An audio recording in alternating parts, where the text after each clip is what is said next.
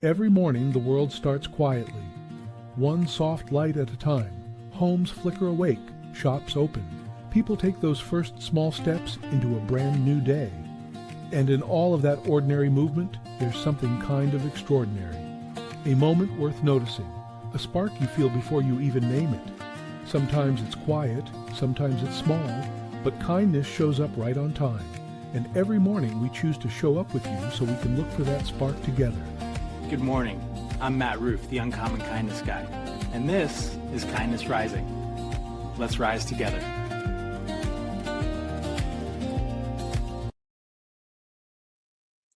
Good morning, good morning, good morning, everyone. Welcome to Kindness Rising, when we continue our discussion on play. It is Play Week. Let me throw something at you. Serious leaders lose. I mean that as a truth. Actually, two truths. That's hard to say, especially when you stumble over your tooth. Two truths. If you're too serious, too rigid, or too controlled, you're going to lose your team. But here's the other truth in the tooth. If you're serious about leadership, you're going to have to be okay with losing.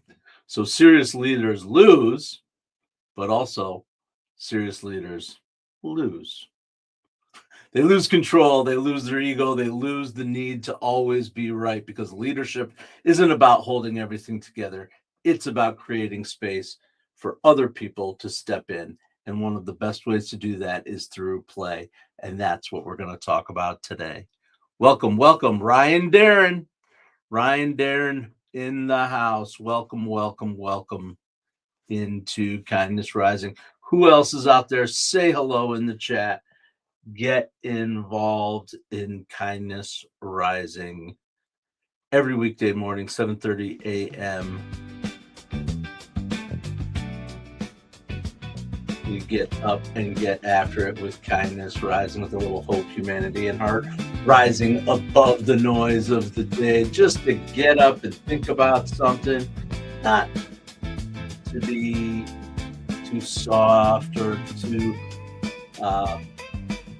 mellow, but to get up with purpose, and to get up with intention, and to get up with kindness. Because kindness in all things will help us, the community, as individuals, really grow and become happier people. I've seen it, I've experienced when I lean into kindness, the opportunity for growth. And today we're talking about a concept, we're continuing our conversation about a concept that's connected to kindness. It's a little light, a little fun. It's play. And it's play in the way that it helps us, and how leaders can use play to bring their teams closer together, to grow together. Absolutely. Welcome into Kindness Rising. Larry Davidson. Okay. Really? That's where we're at, 6'7"?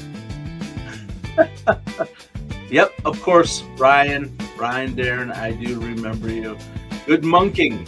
Yes, Roseanne, good monking to you too. Of course, I remember people who come back.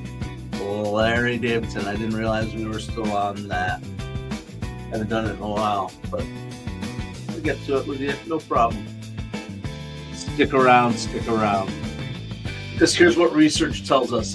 There's a Harvard professor, fancy Harvard professor, Amy Edmondson, and she's known for her work on psychological safety.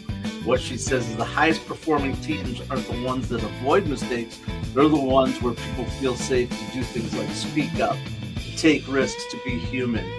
And now think about what can kill that. What can kill that? Being over serious, being too rigid, having fear of being wrong, right? And that's where play comes in. That's where play comes in here on Kindness Rising and in our world. Play lowers the stakes. It reduces fear, and it signals, you can try that here. Come on, give it a shot. What's the worst that could happen? There's also research showing that playful interactions increase trust, collaboration, and creative output. last week or 2 weeks ago, we had our trust week, right? We talked about how trust is the foundation of all strong teams. And what a better way to build trust and understanding of each other than to play games. What? Mom, I know you're out there. We talked about this last night. Play games. What are you talking about? Absolutely. I'm talking about games that spark imagination and creativity. I'm talking about making room for your business processes to be gamified a little bit. Where can you add a little bit of competition? Where can you add a leveling up to something? Your market, as you grow that is what people are seeking. What can we get to next? Take a look at the way that products are built and that communities are built. It's all about the level up, right? And that's all about the connection too. So absolutely, that's what I'm talking about here. If you understand, if you play games, you understand this is the way the human brain is wired, absolutely wired. And research shows that when leaders use playful interactions to increase trust and collaboration and creative output, people will start to relax. And when they relax, they'll contribute. And again, it's not soft, it's performance. We want people in the mindset of comfort and of growth. And that's what games and playing will do. All right, we've been kicking it with the Kindness Rising theme all morning long. How do I get it to turn off? There it goes, and fade. All right, thanks everybody for coming out. I appreciate every single one of you that comes out, sticks around for Kindness Rising, 7:30 a.m. Eastern every weekday morning. Guaranteed, I will be here. That is what I do. It's what I've been doing since last July, and I continue to hold to that, to build a community of people who want to get up, get after it together early in the morning. Yes, absolutely. I appreciate you for getting up with me, starting your day with a little bit of positivity. And also what we always do, which is highlight organizations that lean into the subject that we're talking about, to give us real world examples, to lift up organizations that are doing good things out there in the world. It's a vital part of my message here every single day. And this is the tune we play when we do that. Level enough bass kicks in there on the guitar. That little hitch and go. Here we go. All right, Kindness Spotlight. We're back to the same organization. I have to talk about them again real quick. The National Institute for Play. I spent even more time yesterday checking out what they do there, the family legacy that's being built there, which is really cool and interesting to me, to their yes. So Dr. Stuart Brown was leading this organization, started the research, and now his daughter and his granddaughter are leading the organization too, and I think that's pretty dang cool. And they're growing because they know how many people are out there that are leaning into this idea of play as a science, brain science, right? Play builds the neural pathways for social intelligence, adaptability, and emotional regulation. In other words, skills we expect from great leaders. Social intelligence, adaptability, and emotional regulation. Those are the things that we expect from great leaders, and those are the things that the National Institute for Play is identifying as what play builds. So why wouldn't we lean into play for our children as we grow and continue play, continue to challenge ourselves, compete with ourselves to level up, identify and solve new problems. Absolutely. Absolutely. Just checking out the National Institute for Play, and I'll bring more information about them too as things develop. They're going to be one I'm going to watch, along with the National Museum for Play. National Museum. Be strong, National Museum of Play in Rochester. All right. That's our kindness spotlight again today, but we're also going to break it down to what happened? All right. We're going to bring in a organization, a corporation that leans into play. I know I've experienced the play of this organization. It's a classic one, although I haven't in a while because I haven't traveled the airline in a while. But I'm talking about Southwest Airlines. You guys hear that? Do you hear that rocking and the shaking? The 4 cats. You guys know I have 4 cats. Something just happened. Wow. Okay, we're gonna have to check that one out when we're done here. I don't know. Anyway, I'm talking about Southwest Airlines. They are a playful company. Absolutely. Their leadership culture has long encouraged humor, personality, and human connections. For flight attendants cracking jokes, pilots engaging with their passengers, employees just being themselves. And it didn't happen by accident. Leadership gave people permission to show up as humans, and the result was a stronger culture, a stronger loyalty, and stronger connection. Because when people feel safe, they engage. That's absolutely true here. Yep. Ryan, you heard that? Yeah. Okay. Well, let me tell you, when you got 4 cats roaming around and you're in a basement studio, absolutely. Every once in a while, they'll interfere. All right. Something happened. They chase each other around, wrestle, whatever. Never any problems. Cats and pets are the best. Highly encourage people. I think you can really tell. Side note, tangent. I think you can really tell the character of a human being by the way that they treat their pets, whether they care about animals, care about pets. I talked about that before too, as part of the show. It's just one of my worldviews that as a human being, if you can care for an animal, connect with an animal in that way, it shows your ability to have compassion, to have the capacity to love, frankly, all those things, and what pets give back. So I just believe that if you're a person who cares for animals, cares about animals, you may or may not have a pet of your own, but your attitude towards animals really says a lot about your character, in my opinion. All right. Wow, I missed some keys. Good morning.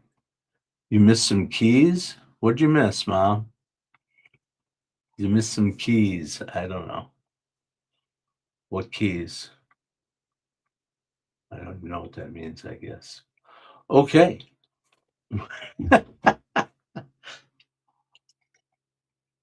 All right, let's turn our attention to the other big news, the big news that came out this morning. All right, I guess I saw it for the first time this morning. Absolutely. Switching gears a little bit from play, but getting more into the business of being a creator, of building a brand, of digital platforms and digital media. Stay tuned for the next segment. Why not? Keep it going. All right, Ryan Darren, I'm glad you like your pets. That's awesome, dude. All right. So Meta platforms, you know them mostly as Facebook and as Instagram, of course. They just launched a new program, putting big dollars behind trying to lure some creators to their platforms, right? They're offering guaranteed money and increased reach to creators who already have influence on other platforms, TikTok, YouTube, Instagram. They set thresholds that are pretty high. If you have 100,000 followers on this, if you have 1 million followers on that, those are some pretty big numbers. But they're still talking about bringing those creators over and offering guaranteed bonuses and boosted distribution and other incentives. Did I bring music down? That one's a little too raucous for me. Anyway, they're boosting their incentives to try to bring creators over to the platforms as more platforms proliferate. With growth of TikTok, YouTube right here, where I am, along with LinkedIn and all the platforms. So, there's competition for that. But underneath all that competition is something bigger, right? It's about attention. It's about ownership. It's about where community actually lives. Where does the community actually live? Because remember, creators don't belong to platforms. Platforms depend on creators. And so what Meta is signaling here is that content is the game, creators are the leverage, and attention is the currency. Which is absolutely, that's not, I think, a unique take on it, hot take on the idea that attention is currency. But here is where I think things are really different. You can pay for distribution. You can pay for more views, more likes, potentially, right? You can definitely pay for that. But you cannot pay for true connection just by posting. Post. You can incentivize the heck out of posting. You can get people liking, but you can't manufacture community that way, one like at a time. That way, you have to do something more human, like consistency and authenticity. And I think play could even come in to play here. Play can play because creators who win long term, they're not the ones that just post. Yeah, posting every day. Good, post every day. Get stuff out there. You got to distribute your stuff. But the ones who are going to win in the long term, they're not the ones who are going to bump from Facebook to this, to that, to that, from all the different platforms. They're the ones that are going to build something that someone wants to come back to, regardless of where it's being distributed. That's the shift we're seeing out there in the world, to shift to the relationship. The question isn't where should I post, it's where am I actually going to build a connection with people. The algorithms will change, incentives will come and go, but connection, that's the only thing that compounds over time. And that's what we're building right here at the Mornings in the Lab Network. We're building connections. When you have a show with Mornings in the Lab, when you join the network, when you become part of our universe, part of the studio, all the resources that come along with that, that's what you start to build. You start to build community. You start to build relationships with your audience, just like I do every day when I come here, whether it's one person, 2 people, 10 people, 5,000 people, 50 million people, whatever the number is. We're building community. We're building connection. And in the long run, that's what's going to win, not the number of likes. Absolutely. So that's what we're doing. Yes. Good morning. It starts with Joy Live. Oh my goodness. That's my friend Cheryl Raphael Whitaker. Cheryl, thank you so much. Thank you so much for that wonderful I don't know what I can say tribute. That's pretty corny. Tribute's not the word, but the little promo for the work that I'm doing and the acknowledgement of the hard work that goes into showing up here every day. I know you can get it. I know you understand, but I also know that you two are leaning into this idea that showing up consistently with a unique platform that shows your experience, your expertise, your authenticity, your trust, and a whole bunch of entertainment. Last on your show for sure, with Atlas and Beatrice and Zola and the whole crew over there on It Starts With Joy Live. If you don't know Cheryl Raphael Whitaker, you better figure it out. Get on over and see It Starts With Joy Live with Cheryl Raphael Whitaker, and bring a little extra joy into your life. So thanks, Cheryl. I appreciate you as part of the Mornings in the Lab network for sure. And Mike Sullivan, Sully. Oh, I got to be honest with you, dude. I was thinking, where is he? I appreciate that you are out there. 4:30 a.m. Mike Sullivan wakes up with us out on the West Coast every day. And man, it got to be 7:45 Eastern time, 4:45 Eastern time. And I'm like, what? I actually thought for a second, where's Sully? That's what we do. That's what we're building here. That's how it works. Right? Absolutely. Sully, I'm glad you are here. Thanks for coming out, hanging out with us every day. Prank caller, I'm not keeping my mouth shut. Hush. Here's another one. Hush. No, I ain't hushing. I'm getting up every weekday morning, 7:30 a.m. Eastern, on Kindness Rising, to have a little hope, a little humanity, a little fun along the way, maybe learn a thing or two from each other. Absolutely. And don't forget, this is a community. If you got something you want to talk about, you want to hear about, say it in the chat. We can talk about it in another show. We can talk about it now. We are here for each other. Bring positivity, bring your ideas. Call me out if you think I'm full of shit. That's another opportunity you have. Absolutely. That's okay too. I'm all right with that. I want conversation and connection. Absolutely. All right. So we continue here on a Thursday morning, 7:30 a.m. It's now 7:53 a.m. Eastern, and we're going to get back to that conversation on play as I kick off my theme music here. Let's slide into something a little bit different. All right, here's another song. I'm doing pretty good with the music. I've been kicking with the same like 5 or 6 songs for a little while, bouncing around, not really associating anything with any type of segment so much as I thought I might, but I like this vibe. I'm good with it. All right. Here's some kindness, good news for you from science. There's biology behind all of this.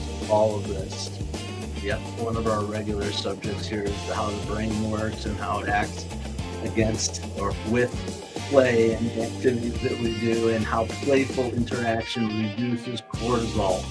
Cortisol is that stress hormone that we all feel, right? When we get agitated, we get the adrenaline kicks in and cortisol comes right with it. But when stress, and that it actually is our fight or flight hormone, and so when that kicks in, we're just thinking about survival. But when stress drops and cortisol drops, cognitive performance improves. People will think more clearly and communicate more openly and solve problems more creatively. So that's what we do when we play. It also increases bonding, right? Sharing positive experiences, strengthening those relationships at the neurological level, connection to those experiences. That's why play is so important, just experiencing things together, particularly in a non-stressful environment. Sure, there's such thing as trauma bonding or whatever the case may be, but that's not the kind of bonding we want in our organizations, in our lives, putting people under immense pressure so they bond. I mean, sometimes it's necessary to put the pressure on, no question. We'll pressure together as a leader, right? You lead by example in those situations.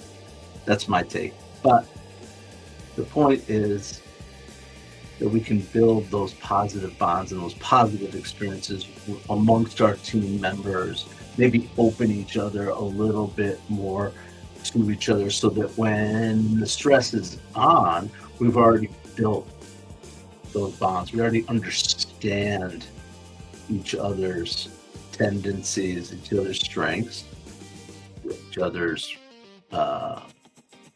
areas of improvement, weaknesses, if you want to call them that, whatever the case may be, right?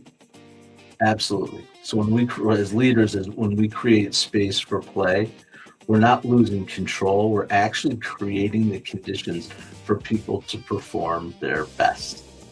That's the key. We're not losing control when we create space for play. We're creating the conditions for people to perform their absolute best. Love that. All right.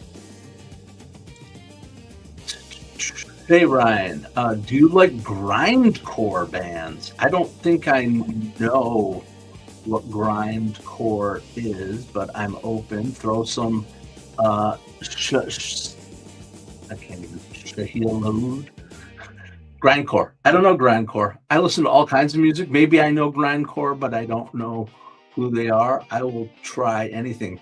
Name a couple bands, I will Spotify them. Here's a commitment to you because it's the kind of stuff I do. Name a couple bands I can find on Spotify. I'll listen to them and I'll bring it back to you tomorrow if you come back 7:30 a.m. Eastern. I'll listen to it anyway.